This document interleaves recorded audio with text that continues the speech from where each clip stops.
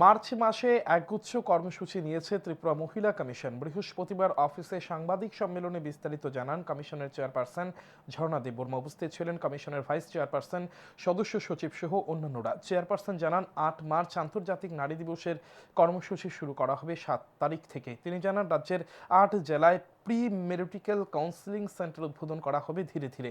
তবে ৭ মার্চ আগরতলা পশ্চিম জেলা শাসকের একটি রুমে একটি সেন্টারের সূচনা হবে।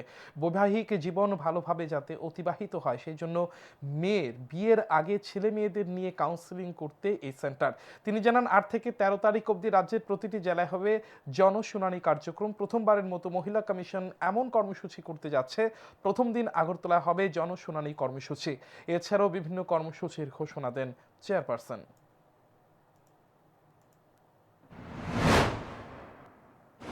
আপনাদের মাধ্যমে এই বার্তাটুকু আমাদের সারা রাজ্যে পৌঁছাতে হবে এবং প্রান্তিক ওমেন পর্যন্ত পৌঁছাতে হবে, মানে এতটাই গুরুত্বপূর্ণ। প্রথম যে সংবাদটা আপনাদের কাছে আমি রাখবো সেটা হলো আগামী ৮ই মার্চ আন্তর্জাতিক নারী দিবস। তো একদিনে সমস্ত কার্যক্রম করা সম্ভব হয় না, তার জন্য আগের দিন ৭ তারিখ আমরা আগরতলা ডিএম অফিসে একটা হল আমাদেরকে প্রোভাইড করা হয়েছে, রুম একটা প্রোভাইড করা হয়েছে। ওই রুমে আমরা প্রি মেরিটিক্যাল কাউন্সিলিং সেন্টার উদ্বোধন করতে যাচ্ছি।